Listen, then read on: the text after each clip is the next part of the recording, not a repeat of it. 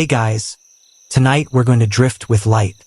Not just any light, but a lonely photon cast off from a distant star, a trillion miles from here. It doesn't know it's headed toward you. It doesn't know it's light. It doesn't know anything at all. And that's where our story begins. Imagine that you're not lying in your bed anymore, but instead floating in the cool vacuum of deep space. All around you, the stars shimmer like whispers. There's no sound, only the velvety hush of distance. And then, like a slow blink across the void, a photon is born from the surface of a burning blue giant. It's tiny, weightless. It bursts out into darkness at the speed of light, and you, somehow, are invited along for the ride. But there's a catch. If you could hitch a ride on a photon, which technically you can't because light has no rest frame, you'd experience something wild, no time at all. Not even a second. As far as the photon's concerned, if it were capable of concern, it leaves the star and arrives at your eye in the same instant. Billions of years compressed into zero. That's the first strange thing. Light doesn't remember because, in a way, it doesn't get to have a past. This little particle of light doesn't tick with time the way we do. While you grow older every second, this photon skips time like a smooth stone across a calm lake, never quite sinking in. It doesn't experience distance or duration. It is timeless, and perhaps a memoryless too. You float beside it as it glides silently through the void. No turbulence, no engine noise, just endless, frictionless flight. It doesn't slow down. Can't. That's the rule. In fact, it's the one thing in the universe that always moves exactly the same speed, 299,792,458 meters per second, no matter how fast the observer is moving. It's like light is always running along a cosmic thread, pulled by the hands of no one. And here's the dreamy part. If time doesn't pass for a photon, does it have a before or after? Can something exist in a state where sequence is meaningless? You might say, well, of course.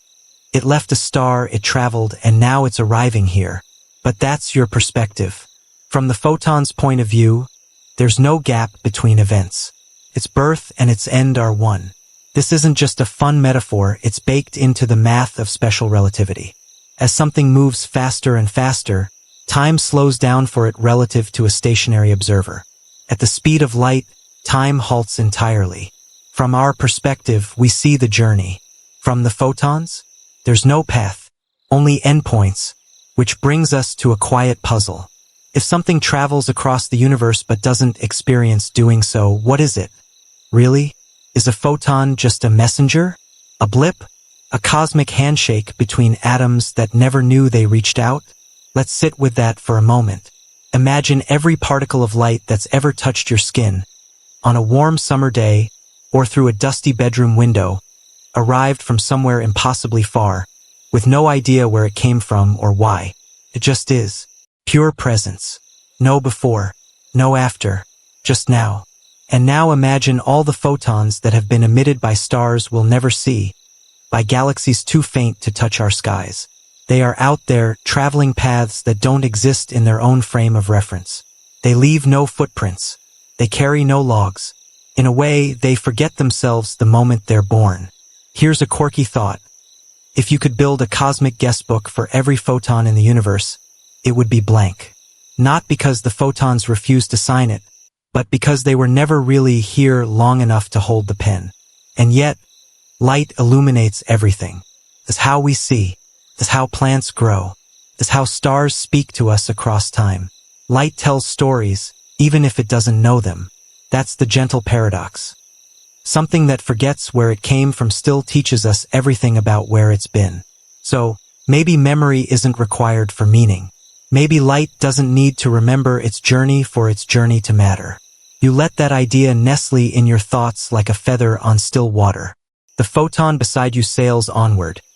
No wind, no wake, just the quiet confidence of a particle that has never had to ask, "Where am I going?" And as you drift in this silent ballet of timeless messengers, a new curiosity begins to glow.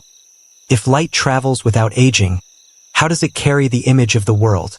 How can something so fleeting leave behind anything lasting? The answer, like most things in physics, is a soft maybe wrapped in a firm mystery. But to explore that, you'll have to keep floating forward. You're still drifting, still gliding alongside that particle of light, though really it's more like drifting through the idea of a particle. Because light, as it turns out, isn't so easily defined. And now, as you move together, a new strangeness begins to emerge, not in where the photon is going, but in how it seems to experience nothing at all. Remember, light doesn't move through time the way you do. If you're a warm mug of tea slowly cooling on a windowsill, light is the steam that disappears the moment it appears. From its perspective, there's no in-between. No journey. Just two connected points, emission and absorption. It's as if the universe allowed light to skip the entire middle of the story. So what does that really mean to move at light speed? The equations of special relativity say that as you approach the speed of light, time slows for you and distances shrink. At light speed, those effects max out. Time stops, space compresses to zero in the direction of travel. It's not just poetic, it's mathematically true. That photon you're following doesn't just forget, it never even gets the chance to remember. Which leads to the dreamy stillness of light speed. For the photon, there is no motion at all. From its point of view, again, a stretch, since it doesn't have one, nothing is moving. There is no time to move through. There is no space to cross. Light doesn't move in the way you think of movement. Instead, it's like it simply is in two places, where it starts and where it ends. It doesn't travel, it connects. Let that drift through you for a second. You might be lying still in bed, but your thoughts are floating at the edge of physical laws. You're touching the border between what can be known and what must simply be wondered. Now, picture this. You're floating again beside the photon and it's passing near the rings of a distant exoplanet, one you've never seen before. To you, the trip took light years. To the photon? Instantaneous. That gorgeous loop of icy moons, the glow of alien sunlight, it all flashes by in the blink of a cosmic eye. Or maybe not even that. Maybe from the photon's frame, it was never really there. This is where things get a little weird. A quirky question scientists have played with for decades. Does light even have a rest frame? Technically, no. There's no valid reference frame for light itself. That is, physics breaks down if you try to view the universe from the perspective of a photon. It's like asking what it's like to be a shadow. Still, it's tempting to imagine. It's tempting to ask what it means to move through space and yet not experience motion. To move through time and yet not age. That's the contradiction that makes light so dreamy. And here's another layer. If light doesn't experience time, how does it know how far to go? How does it land in the right place? Why doesn't it overshoot or stop too soon? It's not guided. It has no memory of where it started. And yet it always ends up somewhere. It's a courier without a map delivering a message it doesn't understand. There's something gentle in that. Something humble. Light doesn't demand praise. It doesn't brag. It just moves, or rather, appears to move, serving as the invisible glue between things. A star and a planet. A candle and your eye. It connects. Quietly. And yet it never stays. The moment light is absorbed, it disappears, converted to warmth, to energy, to a little chemical twitch in your eye's retina. It vanishes as suddenly as it arrived. Not dying. Just transforming. Becoming something else entirely. You float alongside the photon a moment longer until it curves toward a new world, a place where it will bounce off a cloud, reflect in a shallow pool, and then journey on again. Not remembering the cloud. Not keeping the reflection. Just moving, softly, ceaselessly, towards something else. And now you might start to wonder, if light doesn't experience anything, not time, not space, not the journey itself, then what is it really? Is it a traveler? A thread between events? Or just an illusion, a pattern of cause and effect with no substance of its own? Physicists argue about this. Some say a photon is a particle, discrete, countable, real. Others say it's a wave, a ripple in the electromagnetic field, spread out across space. And both are right. Somehow. It's one of the strangest truths in science. Light is both a particle and a wave, depending on how you look. It's like reality waits to decide what it is until you ask. And if you never ask, then maybe it never was anything at all. A calm little paradox to drift off to. And yet, despite all the softness, despite the memorylessness, the timelessness, the lack of a defined identity, light holds the shape of everything. The entire visible universe is carved out by the contours of light. Every color, every face, every starlit sky. It brings the world to your eyes without ever being part of the world itself. You let yourself drift further, weightless, through that thought. What else do you encounter every day that carries no memory, no awareness, no story of its own, and yet gives you everything you know? And just before the photon blinks out of existence, absorbed by a grain of dust, you ask it, not out loud, just in your mind. Do you remember where you came from? But the answer is already gone. A ripple. A glow. A whisper of something that never needed to speak. You drift a little deeper now, lulled by the quiet rhythm of space and the steady hush of light's endless voyage. You're still beside that photon, or maybe a new one now, indistinguishable from the last. It doesn't matter. Light doesn't carry a name tag. It doesn't keep a diary. Every beam is both familiar and utterly forgetful. Tonight, you're following this one as it moves across a staggering gulf billions of light years, traveling from the edge of the observable universe straight into your waiting eyes. Or maybe not your eyes. Maybe just the surface of a telescope mirror on a quiet desert mountaintop. Either way, this photon's path, from emission to arrival, is one of the longest a particle can take. And yet, remember, it takes no time at all. Not for the photon. That's the haunting beauty of relativity.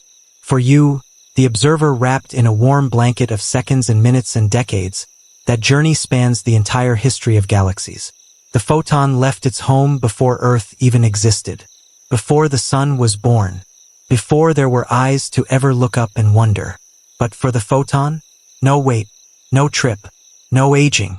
It's not even that time passes slowly. It's that time doesn't pass. From the photon's perspective. Again, gently in quotes, it left and arrived in the same blinkless instant. And so you find yourself caught between two worlds. In one, the slow and stretching universe where distances ache with time. In the other, a realm where motion is timeless, direction is instantaneous, and the very idea of before dissolves into quiet contradiction. You start to feel a strange sympathy for the photon. It's like an eternal wanderer that never gets to wander. It moves, yet doesn't experience moving. Travels, yet doesn't change. It connects two places across space, but never visits either. You float with this idea a while, like a leaf caught in soft wind, until you begin to wonder something curious. If a photon doesn't age, then when does it exist? It might seem obvious. It exists while it's moving, but we've just established that from its own frame, there is no moving. So perhaps it only exists in the moment it's emitted, and in the moment it's absorbed, like a spark between fingers, never hanging in the middle. Just 2 points flickering into contact. In quantum physics, this idea has a strange mirror. The notion that particles can be treated not as little dots traveling paths, but as interactions, relationships between events. You don't describe the photon as something going from A to B, but rather as the handshake between A and B, with no hand in between. That view doesn't make things easier, but it does make them softer, dreamier, harder to pin down. Like trying to remember a dream while it's still fading. There's a fringe theory, quiet, elegant, mostly philosophical, that in some formulations, photons aren't real until they're measured. That they exist only as a possibility, a potential, a probability cloud. And then pop. The moment they're observed, they become real. Their past is filled in like a story written backward. Imagine that. A light particle whose entire history is assigned retroactively. As if the universe rewrote its memory just to satisfy your curiosity. It's strange, but not necessarily wrong. Quantum mechanics doesn't promise to make sense in the way bedtime stories do. It only promises to make predictions. And the prediction here is that light behaves as if it knew where it was going all along, even though it didn't have a path to follow. You breathe softly, letting that mystery settle into your chest like a warm blanket. A photon travels across time and space, carrying no watch, no luggage, not even a hint of where it's been. It doesn't oscillate with memory. It doesn't pause to look back. It simply connects 2 points and disappears. And yet, everything we know about the universe comes from this forgetful traveler. Every cosmic microwave photon, released just 380,000 years after the Big Bang, is still arriving now, still gently whispering of a time before time. These photons don't remember their story, but we do. We piece it together by their patterns, their spread, their faded temperature glow. So maybe light doesn't need to remember. Maybe its forgetfulness is a gift, a kind of cosmic humility. It leaves no trail for itself, but plenty for us to follow, like footprints in sand that vanish behind, even as they show you where to go. And now the photon you've been following finds its destination. Not with ceremony, not with fanfare, just a soft end. It strikes the lens of a forgotten satellite orbiting a quiet moon. A faint electric buzz, a data point, a record logged. And then, it's gone. No trace left behind. No echo. No last thoughts. But in its passing, it lights the way for 100 new questions. So you turn to another photon, there are always more, and start to drift again. Because this isn't just about where light goes. It's about how it forgets. And how we remember. You're coasting now through the invisible. Somewhere between one photon and the next, space becomes less a place and more a suggestion. There's no gravity pulling you down, no horizon ahead, just that cool, velvet darkness dotted with sleeping stars. And now your attention begins to shift. You start to notice something about your little photon companions. They're not always behaving like particles. In fact, they seem to shimmer, to spread, to ripple. You tilt your perspective just slightly and suddenly light looks more like a wave. This is the next strange truth of your journey. Light is not one thing. It refuses to be pinned down. Sometimes it acts like a particle, a tiny, discrete packet of energy. A photon, neat, countable, like beads on a string. But other times, especially when no one's watching too closely, it behaves like a wave. Not like a ripple on water, exactly, but something even more abstract, a wave of probability, of potential, of what might be. It's called wave-particle duality, and it's one of the softest, most mind-bending concepts in quantum mechanics. Light doesn't switch between wave and particle. It's not like flipping a coin. It's more like light simply is both and neither, until you ask it to be one or the other. Here's where things get even more curious. Imagine you send a single photon, just one, toward a screen with two slits in it. You'd expect it to go through one slit or the other, right? It's a particle after all. But if no one's watching, if no measurement is taken, the photon behaves like a wave. It doesn't choose one path. It spreads out, interferes with itself, and lands on the far screen in a pattern, a gentle, lacy interference pattern that only makes sense if the photon went through both slits at once. A single particle. Two paths. One outcome that looks like a wave. It's like the photon is saying, I'll be wherever I need to be until you decide to check. You might smile a little here, floating in that idea. It's not lying. It's not even uncertain. It's just free. Light doesn't commit to a past until it absolutely must. And if you do check, if you place detectors at the slits to see which one the photon passes through, the wave-like pattern vanishes. Now, the photon acts like a proper particle again. One slit, one path, one tiny spot on the screen. As though being watched changes the very nature of reality. It's not about consciousness. The universe doesn't care about your curiosity in that way. It's about interaction. About the quiet effect of measurement, any measurement collapsing a fuzzy cloud of possibilities into a single, definite reality. You might think of it like a whisper that only becomes a sentence once someone leans in to listen. And that's why wave-particle duality is so deeply dreamy. It isn't a contradiction. It's a soft reminder that reality isn't always sharp-edged. Sometimes it's misty. It's both slash and not either slash or until it has to choose. You float beside your photon as it ripples through space. It's not moving in a straight line anymore, not even curving. It's spreading. Like a breath across a mirror, like moonlight on water. It doesn't just go from here to there, it unfolds through all the places it might be. And you realize this is what light looks like when it forgets. When it forgets to be a particle. When it forgets to commit to a path. When it forgets where it came from and decides to be everywhere instead. There's a fringe idea that tickles some physicists, an idea called the sum over histories. It says that when a particle like a photon travels from one point to another, it doesn't just follow one path. It actually explores all possible paths, every route it could take, and somehow, magically, they all cancel out except for the most likely ones. Every journey, every timeline, every maybe, all considered, all forgotten, all collapsed into one gentle flash of light. You let that drift over you for a while. Light doesn't remember every path it could have taken. But for a moment, before it lands, it entertains them all. Like a traveler with infinite tickets, choosing the one that feels most inevitable. So you look again at the photon beside you, not as a dot, but as a wave. Not as a beam, but as a field of possibilities. A soft hum of what-ifs cradled by the laws of quantum mechanics. And now you begin to wonder gently, without urgency, if this is what all things are like before we look too closely. If everything forgets its shape until we ask it to remember. You're floating just above the realm of the visible now, right where questions form like dew on glass. Your last photon is gone. Absorbed, remembered briefly by a detector, maybe, and now a new one beckons. But this one isn't traveling freely. It's headed into something strange. Ahead of you is a device, simple in its design, but profound in its consequences.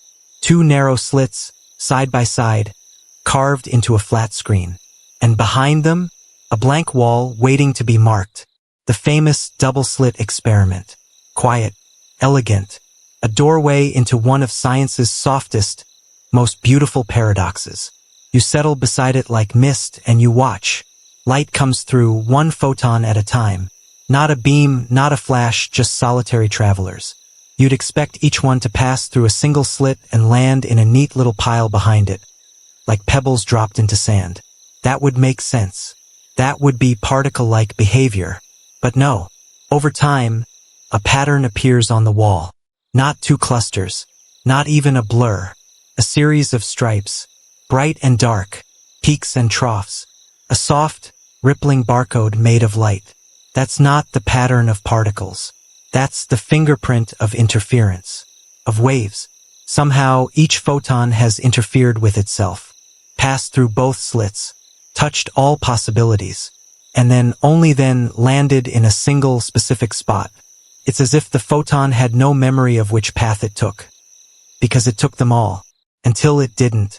Now imagine you place a detector at one slit just to peek. Just to ask the photon, ever so politely, which door did you come through? The pattern vanishes. Now you get two blobs. No interference. No ripple. The act of measuring collapses the wave. Makes the photon choose. It's like asking a dream to explain itself. And the dream disappears. This is the quantum curtain. When you don't look, light spreads out into elegant, uncertain possibility. But the moment you peer behind the curtain, reality folds into certainty, into memory. But here's where things tilt even further into the poetic. You remove the detectors. Let photons pass through again. The interference returns. It's not just that observation collapses the wave. It's that the potential for observation rewrites the outcome. It's as if light somehow knows when it's being watched. Scientists will tell you that knows is a dangerous word. Light isn't conscious. It doesn't think. It isn't playing tricks. But from your place here, floating quietly in the dark beside the experiment, it does feel like the photon behaves differently depending on whether it's seen. As though the presence of a question changes the shape of the answer. And so you find yourself smiling at a tiny, delightful irony. Light, the thing that lets you see everything else, resists being seen itself. Not fully, not honestly. The moment you ask it to define itself, it slips into simplicity, leaving behind the dreamy ambiguity of its full nature. Maybe that's what forgetting looks like. Not an absence, but a refusal to collapse into just one thing. And here's a fringe twist. One that still stirs debate, even in sleepy science corners. What if you make your decision after the photon has already passed through the slits? You don't decide whether to observe it until it's already moved on. But even then, the outcome changes. It's called the delayed choice experiment. And it suggests that reality doesn't make up its mind about the past until the present demands it. Did the photon go through one slit or both? That depends. Did you look? And when did you decide to look? You feel your thoughts stretch just a little here, like limbs relaxing after a long nap. Because the implication is wild. Maybe the photon's past wasn't determined until the future reached back and settled it. Light forgetting where it came from. Until you ask. And maybe that's not so different from your own mind. How many of your memories change when you revisit them? How many stories do you revise simply by remembering them? The photon doesn't lie. It just reflects the conditions of your curiosity. It's not that light has no past. It's that the past is a pattern drawn by the present. You drift a little farther back from the double-slit screen now. Not because it's over, but because you've seen enough to know that the heart of light is full of gentle contradiction. Particle, but not. A wave, but not only. Observed, it behaves one way. Unobserved, it dreams in all directions. And most softly of all, it never chooses until it must. You close your eyes for a moment, though here, in this mind space of thought and starlight, that's just a metaphor, and let yourself breathe in the quiet truth. Sometimes what we don't know is what makes the universe sing. You're further now, not just in space but in thought, like drifting downstream on a river of curiosity. The double slit has faded behind you, its mystery still whispering in the back of your mind. Ahead, something even more peculiar begins to unfold. Not one photon, but two. Born together. Forever connected. You glide toward the phenomenon quietly, as if not to disturb it, though in truth, nothing you do could. This connection exists beyond distance. Beyond the pull of gravity. Beyond even time. This is quantum entanglement. And tonight, you're floating between two particles that know each other in a way nothing else seems to. Imagine two photons created in the same instant, maybe from the decay of an excited atom or the pulsing heart of a distant star. From the moment they emerge, their properties are linked. Not in the way magnets attract, not like gravity pulling on mass. Their link is stranger. Softer. Invisible. What happens to one, in a very real sense, defines the state of the other. Even if they travel to opposite sides of the galaxy. This isn't just poetic. It's one of the most tested, most baffling features of quantum physics. Measure the polarization of one photon here and you instantly know the polarization of its partner, no matter how far away it is. Not because they're communicating, but because they aren't separate in the way we expect. Einstein famously called it spooky action at a distance. He didn't like it. Not because it wasn't beautiful, but because it defied the clean, local realism he trusted in. No signal travels faster than light, he argued. And yet, this connection doesn't care about speed. But here's the dreamlike part. Neither photon has a defined state until you measure one of them. They drift along, undefined and unknowable, like two dancers keeping time to a rhythm only they hear. And then the moment you ask one of them, "What are you?" the other knows how to answer instantly. As though they'd agreed in advance. Or perhaps, as though the act of asking writes the script for both at once. You float between them now, one heading left across the void, the other right. Neither remembers where they started. But somehow they are still in step. Some scientists think of entanglement as shared information, a kind of deep structure that binds particles together through symmetry. Others call it non-locality, a connection not through space, but around it, like a tunnel cutting under the geography of the cosmos. And here's something soft to sleep on: the entangled state isn't just between the photons. It is the photons. There's no this one and that one in the traditional sense. There's just a single, entangled system stretched across light years. It's like light is playing a duet with itself, humming two notes that only make sense together. And when one photon ends its journey, absorbed in an atmosphere, bounced off a mirror, detected in a lab, the other still hums. But it hums differently now. Changed. Defined. Like an echo shaped by a voice it never heard. You smile at the idea. It feels like magic, but it isn't. It's mathematics. Cold, precise, proven. And yet, it glows with a kind of wonder you can't quite name. Maybe that's what dreams are made of. You think back to those ancient photons we spoke of, the ones still arriving from the early universe. What if they're entangled with particles we'll never detect? What if their forgotten paths still shape the cosmos in quiet, invisible ways? Of course, entanglement doesn't let us send messages faster than light. No cheating. No time travel. But it does something more poetic. It reminds us that parts of the universe are linked beyond cause and effect. Beyond memory. Beyond space itself. And here's a fringe thought to rest your head on. Some theories suggest that space-time itself may emerge from entanglement. That the shape of the universe, its very geometry, arises from quantum connections like these. If that's true, then maybe light doesn't just forget where it came from, maybe it never needed a where at all. Maybe place is an illusion and entanglement is what's real. You drift gently between the photons one last time, watching their paths diverge, feeling no pull between them, and yet knowing they are still part of the same story. And somewhere in the quiet space between, you wonder. If forgetting is inevitable for a photon, could remembering be something the universe does between things? You continue your drift, the cosmos unfolding like a lullaby around you. The entangled photons fade into the distance, their silent bond intact, even as you float gently onward. There's no edge here, no walls. Only questions, softly asked, and answers that whisper from the dark. Now you approach a quiet idea. One that rests at the intersection of science and wonder. A question as old as thought and as persistent as starlight. Does light know when it's being watched? Of course, light has no eyes. No brain. No will. But something happens when you observe it, something deeply strange.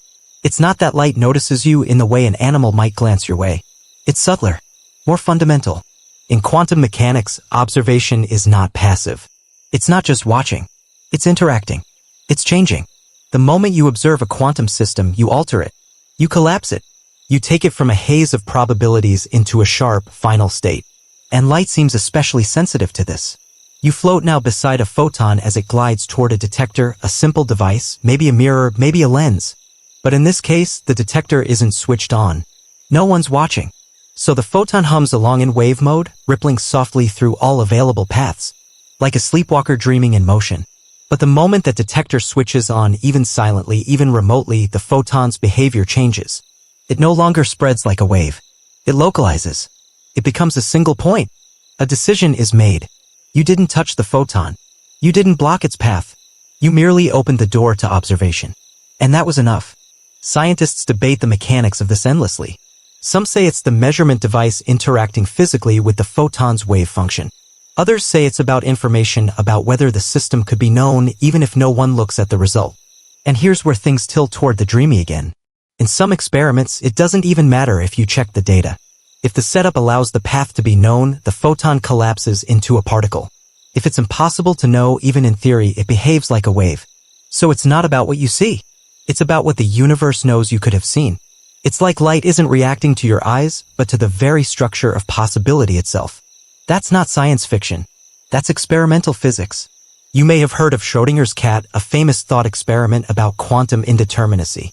But light doesn't need a cat in a box to remind us how strange things can be. It only needs a beam splitter and a choice not yet made. Some experiments even delay the moment of measurement until after the photon has passed through the apparatus. And still, the outcome seems to ripple backward in time, rewriting the photon's behavior in retrospect. So again, the soft question returns, does light know it's being watched? And you, now drifting slowly alongside this photon, start to feel that maybe the answer depends on what you mean by know. Does a field of energy know when it's disturbed? Does a wave know when it hits a shore? Maybe not in the way you or I would know, but perhaps in a deeper sense, the universe records every interaction, every choice, every possibility. Maybe the photon doesn't have memory, but maybe it is memory written into the fabric of reality itself. You glance again at the detector. It hums softly, waiting. Passive, but not neutral. It shapes what's possible and in so doing, shapes what's real. And now another question forms. If light doesn't behave the same when observed, what does that say about reality? Is the world around you fixed, waiting to be discovered? Or does it crystallize only when seen? Some physicists lean into this gently provocative view called the participatory universe. The idea that the cosmos doesn't just exist independently of observation. It becomes what it is through interaction. That we're not just watching the play, we're part of the cast. You smile a little here. The idea is soft and wild and oddly comforting. Maybe the photon doesn't remember. But maybe in watching it, you do. Maybe your active attention gives shape to something that had none before. And maybe that's enough. Because at the heart of the strange relationship between light and observer is something quiet and beautiful, a sense of shared responsibility. A feeling that you and the universe are not strangers, but partners in a very old, very subtle dance. And as the photon lands at last, softly, silently, you don't hear a sound. But you feel it like the final note in a song only you were listening to. And somewhere in that silence, the universe nods. You're floating now through a space that feels warmer somehow. Not in temperature, but in texture. As if the universe itself has become thicker, more tangled. The light around you isn't traveling freely anymore. It's bumping into things, atoms, molecules, little fluctuations of energy. A cozy clutter. A soft fog. This is where coherence dissolves. Where photons begin to forget not just where they came from, but what they were. You're gliding into the gentle chaos of decoherence. Earlier, you saw light spread like a wave, occupying all possibilities. It was a shimmering cloud of potential. But here, in this noisier region of space, that elegant uncertainty begins to crumble. Photons brush up against the environment and those soft touches start to add up. The wave function that once described a smooth superposition, this and that both at once, starts to unravel. This isn't destruction. It's blending. A sort of entanglement with everything. Think of it like adding a drop of ink to a still pond. At first, the ink dances, defined. A curl of color. But slowly, inevitably, it diffuses. Spreads. Blends into the water so thoroughly that you can no longer tell where the ink ends and the pond begins. That's decoherence. Your photon begins to couple with its surroundings. Maybe it reflects off a grain of cosmic dust. Maybe it passes through a gas cloud, its phase slightly disturbed. It doesn't even need to touch anything, really. Just the possibility of interaction, the soft presence of nearby particles is enough to muddy its coherence. And as it interacts, the photon's quantum story, its delicate, ghostly wave, begins to collapse into something more classical. More definite. Less dreamy. Not because it was observed, but because it could have been. You drift beside it, watching as its once cloudy nature firms into a more familiar particle-like path. There's something quietly tragic about it. Like a child being told to pick a single future and grow up. A narrowing of wild possibility. But there's beauty here, too. Because this is how the classical world arises from the quantum one. This is how reality emerges. Through forgetting. Through letting go of all the paths that weren't taken. You pass through a thicker region now where particles buzz with activity. An interstellar nursery, perhaps. Or just the warm belly of a galaxy's arm. Photons come in clusters here, dancing together like fireflies. But even they lose their quantum rhythm as they bounce and blend. A physicist might say the photon is entangling with its environment, becoming correlated in a way that makes its individual story meaningless. It's not that the photon disappears. It's just that it can no longer be described alone. Its identity dissolves into context. You might think of it like walking into a party alone. At first, you're just yourself clearly defined. But as you start talking, mingling, brushing shoulders with others, you become part of the crowd. Your role shifts. Your presence blends. You're no longer just you. You're part of a shared experience. That's decoherence in a whisper. And here's the softer, stranger twist: decoherence doesn't destroy quantum information. It just spreads it out so thoroughly across the environment that it becomes inaccessible. Forgotten, not because it's gone, but because it's everywhere. Like a dream you know you had, but can no longer quite recall. So your photon, this once pristine, wavy traveler, is now embedded in its surroundings. It no longer travels as a perfect superposition. It no longer forgets in a clean, abstract way. Now, its forgetting is messy, organic, full of little nudges and traces. But this is also how light becomes useful. It's through this loss of coherence that photons become heat, become vision, become signal. The dreamy turns tangible. Without decoherence, the universe would remain a sea of probabilities, no planets, no stars, no sleepy minds watching videos under cozy blankets. It is precisely the soft forgetting that makes structure possible. You think briefly of yourself, of the way you once dreamed as a child, limitless, scattered, wild, and how, slowly, life encouraged you to choose paths to collapse into form. Maybe you too decohered, not in a bad way, just as part of the process. You were never only one thing, but eventually you had to become something. And so did light. You let this thought hover around you, neither clinging nor slipping away, just present, a quiet flicker in the mind. And as you float out of the dense cloud and back into emptier space, the photon beside you dims slightly, not in brightness, but in mystery. It's less quantum now, more classical, more familiar. But even in this new state, it still travels forward, still connects, still forgets. Only now, the forgetting is shared, whispered into the background noise of the universe where it becomes part of everything else that has ever chosen a path. The fog of decoherence fades behind you now, dissolving like a dream you almost remembered. What lies ahead is calmer, quieter. Space opens up again, wide and dark like an ancient cathedral with no roof. And in that silence, a different pattern begins to emerge. Not the sharp clarity of light as particle, not the rippling ambiguity of light as wave, but something stranger still. You begin to notice shadows where there shouldn't be any. Not the kind cast by objects, but something softer. An absence formed by possibility. You're drifting through the elegant residue of interference, those faint, ghostly lines that photons trace when they forget which path they took. But now you're seeing what happens when those paths vanish entirely. This is where light forgets so deeply that even its journey becomes uncertain. It doesn't remember where it went, not even vaguely. Instead, it begins to undo the memory of having traveled at all. You've arrived in the land of quantum erasure. It begins simply. Picture again the double-slit experiment, but now with a twist. After the photon passes through the slits, you set up a clever trick, a way to tag each slit with a subtle marker like a whisper that says, "I came through the left," or "I came through the right." At first, this tagging destroys the interference pattern. The wave-like possibilities vanish, just like they always do when which path information becomes available. The photon acts like a particle again. Clear. Predictable. But then, after it has passed through the slits, after it's landed on the screen, you choose to erase that path information. You tangle the markers, you scramble the signals, and in doing so, you remove your ability to know which slit the photon passed through. And something eerie happens. The interference pattern returns. It's as if the photon says, "Oh, we're not keeping track anymore? I'll go back to being a wave then." Even more curiously, this erasure can happen after the photon has hit the screen. It's not time travel exactly, no information is sent backward, but it raises the gentle question, when does a photon decide what it was? You float beside one now, watching as it passes through the setup. It was tagged, then untagged. Its past rewritten not by force, but by the quiet removal of knowledge. Its memory erased, not just hidden, but made meaningless. And suddenly, the photon behaves as though it had never been observed at all. It's not that it fakes a wave-like pattern. It becomes one, retroactively. You might feel a soft shiver here, not of fear but of wonder. This isn't just forgetting. This is unhappening. This is light performing the ultimate vanishing act, not from space, but from history. And the universe seems to allow it. This idea, this gentle puzzle, is one of the most debated in all of quantum physics.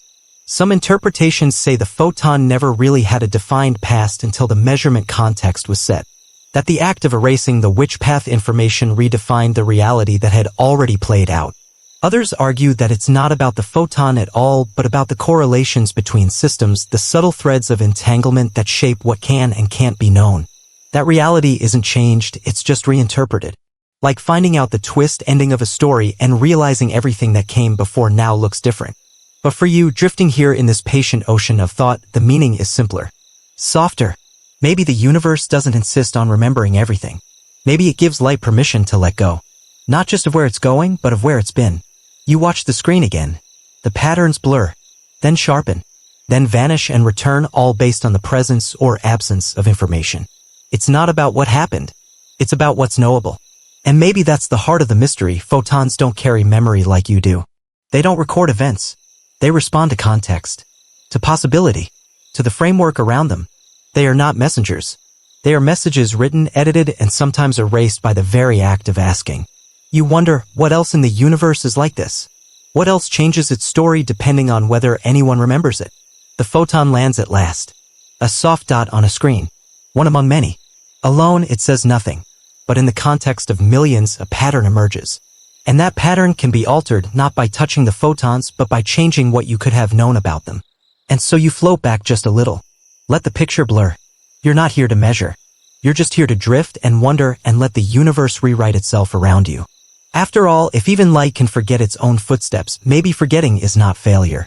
Maybe it's the space that memory leaves behind, so something new can appear. You drift now into a deeper silence. The kind of quiet that comes not from absence, but from distance. Here, space feels wider, older. The stars are farther apart, their light more fragile. And it is here that you encounter one of the softest paradoxes in the universe.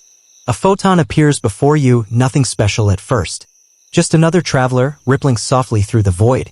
But this one is part of something stranger. A thought experiment made real, the delayed choice quantum eraser. You follow it slowly as it approaches a fork in the road. Up ahead is a mirror, one that might reflect it. Or a beam splitter, one that might send it on two paths at once. But the twist, the dreamy strangeness of this experiment is that the decision of what kind of path the photon took won't be made until after it has already moved on. And yet somehow that choice affects how the photon behaved before the choice was even made. You float there, caught between now and then, watching the photon enter the apparatus. At this moment, it's in a superposition, a gentle mix of histories. It hasn't committed. It hasn't collapsed. It just is. Then, far downstream, long after the photon has passed through the system and made its mark, a detector flickers on. A choice is made, not by the photon, but by the experimenter. A choice that retroactively determines whether the photon should be treated as a wave or a particle. And here's where it gets beautifully odd. The pattern the photon left behind back in the past changes depending on what happens in the present. As if the universe held two drafts of reality in its hands and only revealed the final version once all the pages were filled in. It's not time travel. It's not violation. It's something gentler, something more poetic. Context shapes memory. Or maybe, in this case, memory is just context in disguise. You follow the photon's path backward, not with your eyes, but with your mind. It passed through the apparatus hours ago, maybe eons. But what it did during that passage is still undecided. Still fluid. It behaved as if it knew the future, or as if the past was never fully written until now. Some physicists describe this as non-classical causality. Others call it retrocausality, though even that word feels too sharp for something this soft. It's not that cause flows backward, just that the story flows differently depending on how it ends.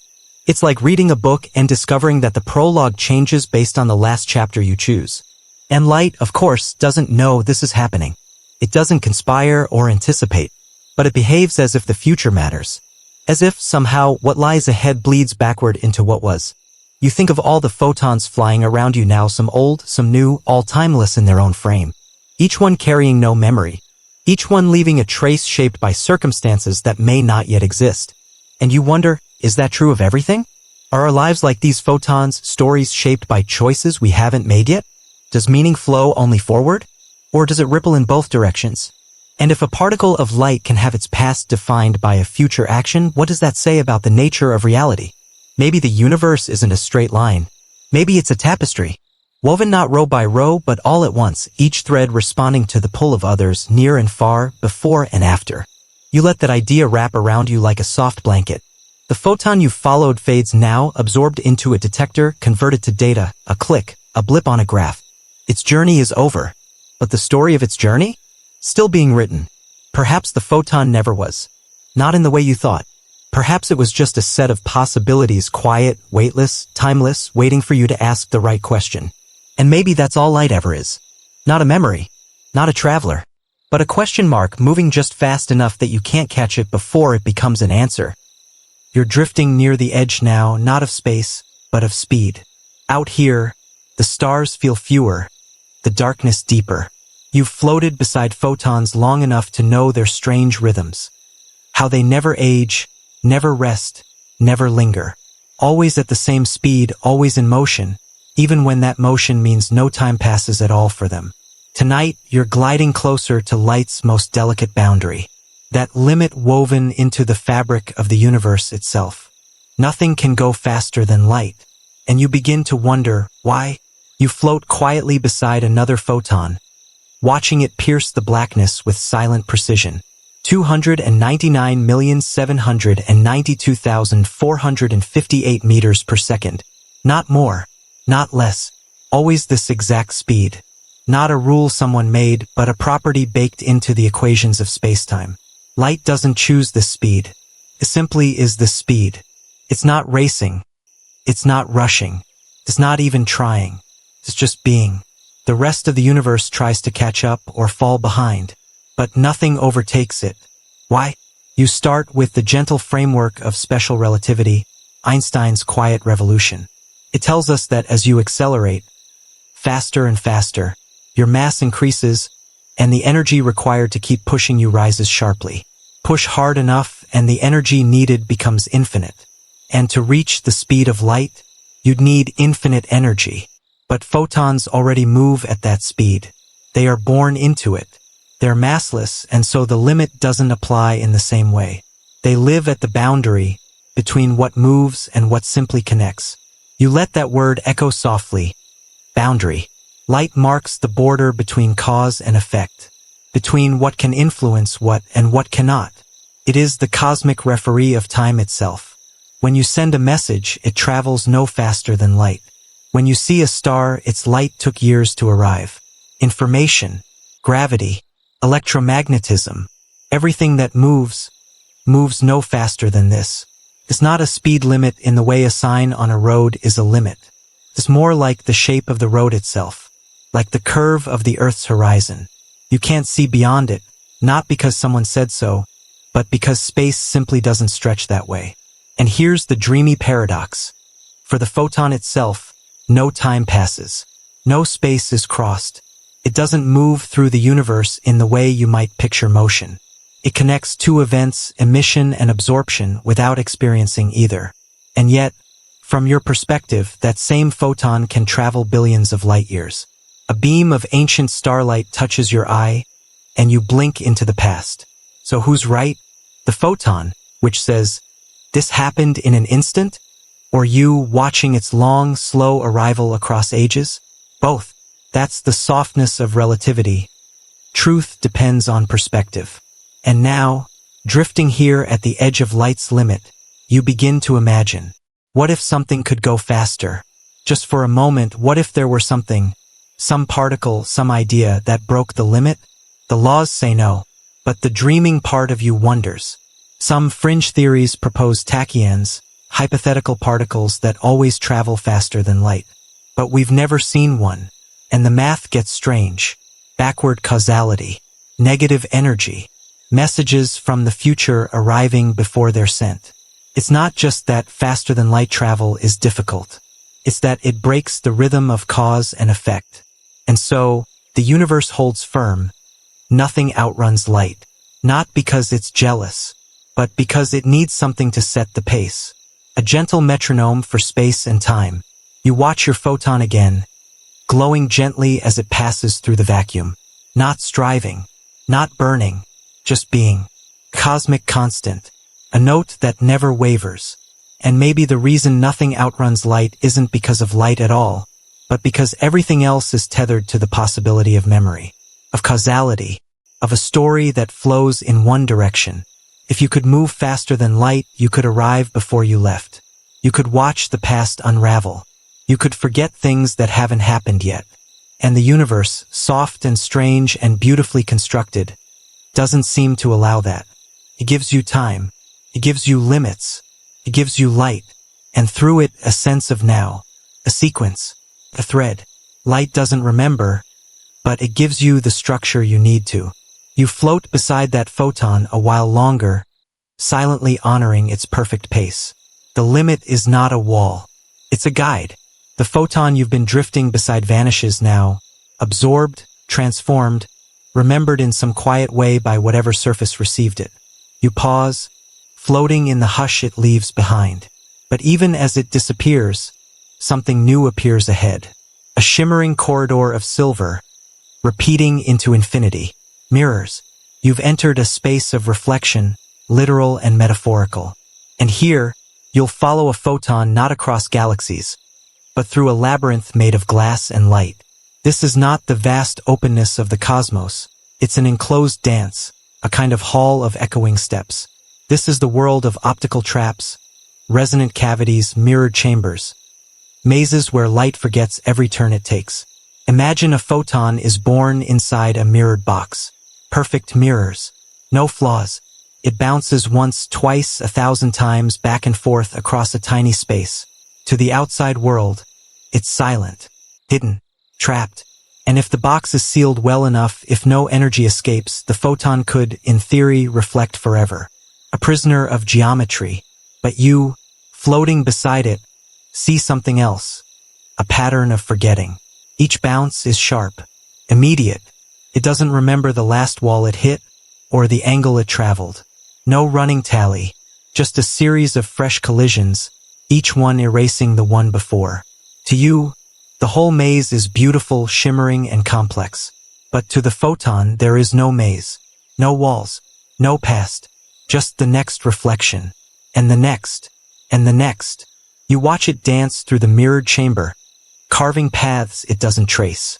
There is no breadcrumb trail, no memory of previous angles. Each moment is new, each path unanchored. It reminds you of something familiar. Your own thoughts, perhaps, on a restless night, bouncing between memories, revisiting ideas with no clear beginning, no settled end. You too forget some steps as soon as they happen. And somehow, the forgetting is part of the rhythm. Now imagine a photon in a Fabry-Perot cavity, a thin gap between two mirrors where light bounces back and forth so precisely that only certain wavelengths resonate.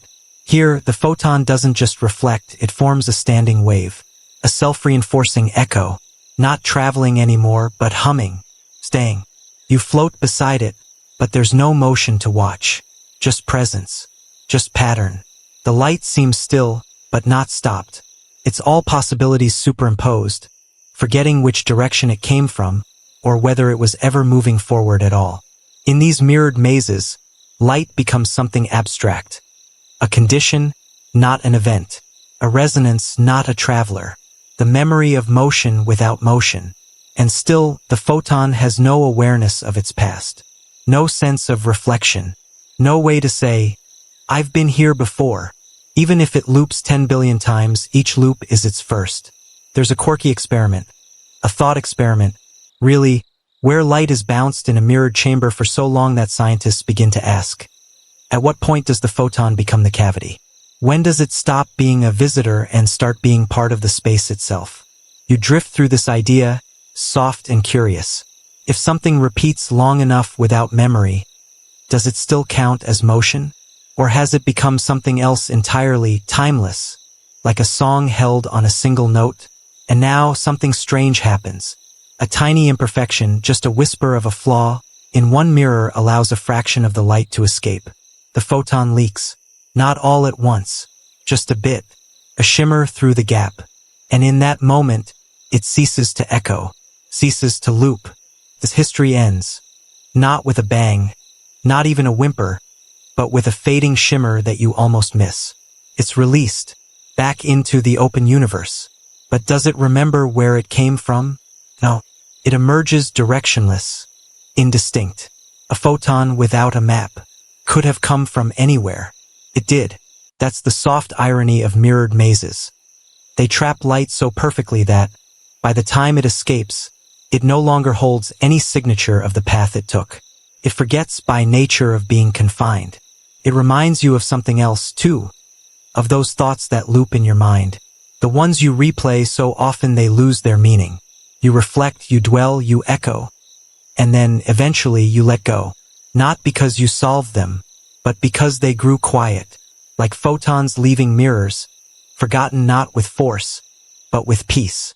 You leave the mirrored maze now, trailing the last photon that slipped free. It glides gently into darkness, unbothered, unbound. A new direction, a new moment, and once again no memory, just light. You've followed light through deep space, quantum puzzles, mirrored traps. Now you arrive somewhere quieter. Not emptier exactly, but subtler. This is the threshold just beneath what we can see, what we can touch or measure. Here, photons slip past your senses like whispers too soft to hear. This is where you begin to notice the faintest light we can't detect. Imagine photons that are too low in energy to trigger a retinal response in your eye, or too rare to register on a sensor. Not because they aren't real, but because they lie beneath the floorboards of perception. You drift gently beside one now. It hums softly in the infrared, maybe even deeper, far beyond red's warmth, where photons stretch long and low, dancing slowly in the cool tail of the spectrum. It isn't hidden. It isn't hiding. It's just not loud enough for you to notice. That's the soft truth. Your eyes are not cameras. They're filters. And like all filters, they let some things in, and let many more things pass silently by. Out here, in the chill of interstellar space, cold dust clouds emit these faint, sleepy photons by the billions. Their wavelengths are long, their energy's low. They speak in thermal murmurs, not flashes. But they're real. They fill the darkness with texture you've never seen. And not just in space. Your own body emits them too. Right now, as you lie still and breathe, every cell of you glows faintly in infrared. A bloom of photons too soft to see. You are a quiet lamp, radiating heat light into the night. And even these photons forget themselves. Low-energy photons often go unnoticed, unabsorbed. They pass through air, through matter, sometimes even through skin. They rarely interact. They're loners, gliders, forgotten before they're ever known. You float now through a cloud of them, each one indifferent to your presence. They don't scatter. They don't bounce. They don't burn. They simply drift, softly expanding from warm surfaces like sighs. It's humbling to realize how much light you'll never see.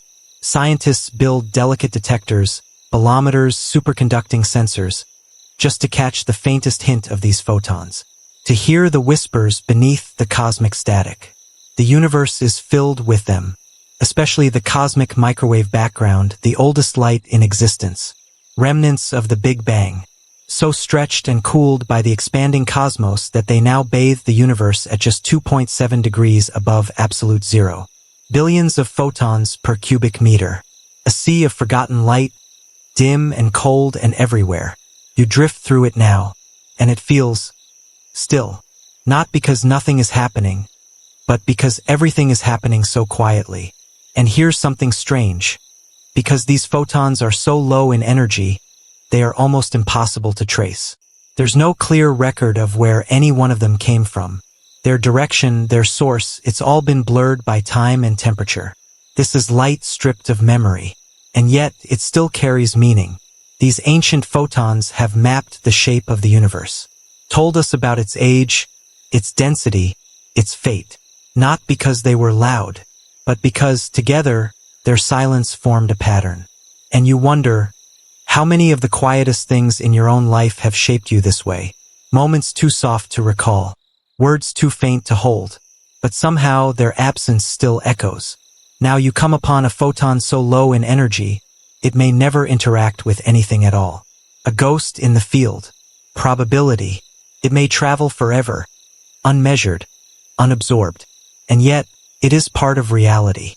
So often we focus on the light we see, the brightness, the flash, the data. But most of light is not like that. Most of it passes unnoticed, untouched. And yet it's there. The universe is not ablaze. It's a glow. And the photons you cannot detect are still shaping everything around you. Warming, cooling, nudging. They are part of the story even without memory, even without witness. You let yourself drift deeper into that idea, that what matters isn't always the brightest, or the boldest, or the loudest. Sometimes what shapes us most is what slips gently through us, without resistance, without a name, like a photon you never saw, that still passed through your heart. You're floating through quiet now, not empty quiet, full quiet, the kind that hums with meaning just beyond reach, the kind of stillness you only notice once your thoughts have slowed to match it. And in this stillness, another question glows softly ahead. Can light leave a trace? You've followed photons from stars, through mazes, across quantum puzzles. You've seen how they forget their paths, collapse their possibilities, vanish into detectors or drift endlessly through space. But after all that, does any part of their journey remain? You reach out, figuratively, to follow a single photon through space. It leaves a star, cool red, ancient, and begins its voyage. Light years pass. It might skim through a gas cloud, reflect off a comet's icy surface, glance across the skin of an exoplanet. Does it mark anything? Photons don't carry inscriptions. They don't log coordinates. They don't wear scars. Each interaction either absorbs them or lets them pass unchanged. They don't accumulate memory. They don't trail ink. And so, the photon travels without biography. But still, it affects things. Each time it's absorbed, it transfers energy. Tiny push, a warming nudge, a single molecule excited. Maybe an electron jumps. Maybe a chemical bond forms. Maybe, on a distant world, a photosensitive pigment flips its shape, setting off a chain that ends in something as simple and profound as a flicker of vision. You might say, the photon is remembered, but not directly. It doesn't leave a trace of itself. It leaves behind an effect. That's different, softer. It's not a trail, it's a change. You pass near a detector now, resting on a cold mountaintop, built to watch the cosmos with precision. When a photon strikes it, something happens. A click, a voltage, a measurable event. The photon is gone, but not lost. Its presence has been recorded, even though it doesn't exist anymore. You look closer. The detector didn't see the photon. It experienced its ending, its transformation. It didn't catch a moving particle. It received an echo of an event, like hearing a single note and knowing a string was plucked. Is that a trace? In a sense, yes, but it's not like footsteps in sand. There's no path to reconstruct. You can't follow it backward through space and time. You can't ask, "Where have you been?" and expect a useful answer. Photons don't leave maps. They don't age. They don't accumulate. They don't even leave behind the possibility of having taken a path, unless you choose to infer it. And even then, the inferences are shadows, patterns, statistical guesses. There's a thought experiment, perhaps you've floated near it already, where you try to track a photon's path without disturbing it. But every method distorts it, changes it, observes it into a new state. That's the trick. To see light, you must touch it. And in touching it, you change it. You erase the very history you hope to trace. And so, light remains slippery, not by choice, but by nature. You pass through the aftermath of an old supernova now. Remnant light still echoes through the dust and gas, but the original photons, those first wild bursts, are gone. Absorbed, scattered, long since transformed into warmth or charge or nothing at all. But the structure they left behind still holds shape. So perhaps photons don't leave a trace, but they leave conditions, like a breeze that doesn't mark the tree, but still moves its leaves. You float a little farther. There's no hurry. You begin to wonder if maybe the best traces light leaves behind aren't physical at all. Maybe they're in us, in how we see, in how we dream, in how we measure everything around us by what light reveals, while never quite touching the light itself. Maybe the photon's real mark is made in the moments after it disappears. Maybe its absence is what makes space visible. And maybe forgetting its path is what allows us to remember ours. You drift now in a sea of invisible traces, unmarked, uncounted, but quietly significant, like footprints in snow that melts as you walk, like starlight that touches your eye and turns, quietly, into thought. You've come so far now, through paradox and poetry, through interference and stillness, through mirrors that forget and shadows that whisper. And now, at last, you're circling back, not to where you began, but to something older, something softer. Question: is light the memory of the universe? You drift with this thought gently, like a fallen leaf over a dark pond. Because if light forgets its path, if it carries no memory of where it's been or what it touched, how can it be a memory at all? And yet, somehow, it is. You look around, at the stars overhead, the soft glow of galaxies stitched across the sky like embroidery in motion. Every one of them is shining. Every beam of light streaming toward you is a story from the past. Light may not remember, but it reveals. It tells us what a star looked like a million years ago, what temperature a galaxy was, how far the early universe had expanded when the first photons broke free. The photon itself does not recall these things, but in arriving, in being, it gives them shape. It's not that light carries memory. It's that light enables it. It's the difference between holding a photo and being the lens through which all photos are taken. The photon isn't a diary. It's the ink, the paper, the light behind the page, and it's everywhere. You float now near a massive elliptical galaxy, ancient, quiet, glowing red with age. The light reaching you left billions of years ago. The stars that created it may no longer exist. Their systems long cooled, their planets lost to dust. But the light remains, not as a record kept by the stars, but as a recreation of their presence. Light does not store the past. It replays it. A photon from a dying star arrives on Earth today, not to tell you, I was there, but to be there again, for just one last moment.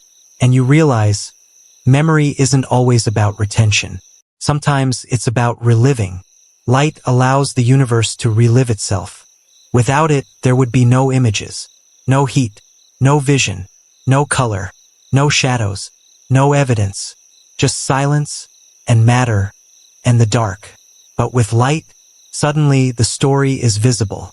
Even if no single photon tells it all, together, they weave a pattern. And from that pattern, we decode the past. Even if every photon forgets its journey, the world remembers that it arrived. And maybe that's enough. Maybe that's how the universe remembers. Not with thoughts, but with traces of light, with waves and colors and heat, with shadows that imply shape, with afterglows and echoes and particles that arrive long after their origins have burned out. You drift quietly in this understanding. Light is forgetful, but it is also generous. It touches everything, leaves behind nothing, and somehow still brings us everything. And now you might think of yourself, curled beneath soft sheets, eyes heavy, your body giving off its own faint glow. You too are light in motion. You too are memory in the making. You are the place where photons end. And you are the one who remembers what they cannot. And maybe that's the great partnership. Light reveals and you record. Together you remake the past in the present. Over and over. Gently. Forever. You're floating slower now. The rhythm of thought has softened. The sharpness of curiosity, like the edge of a dream, has begun to blur. You are no longer chasing photons or unraveling paradoxes. You're resting in something quieter. A feeling, a hush, the idea that light, in all its forgetfulness, still illuminates the things that matter. You imagine yourself as a tiny speck in the wide black sea of space, your body giving off gentle thermal light, your thoughts glowing softly like distant stars. You are a temporary pattern of matter warmed by the past, carrying nothing forward but presence. And above you, everywhere, light continues to move, not because it wants to, not because it chooses to, but because that's what it is. A traveler without memory, a messenger without a message, but still, a presence that shapes everything. The stars above you are still shining, the ancient photons are still drifting, and you, half here, half asleep, are still listening. Let go of the questions now. Let the paradoxes go quiet. You don't have to understand everything to feel its beauty. You don't have to follow every path to know you're somewhere that matters. Just rest. Let the soft silence of space fold around you. Let the starlight pass through your thoughts like waves on dark water. And if a photon visits you in a dream tonight, don't ask it where it came from. Just thank it for arriving.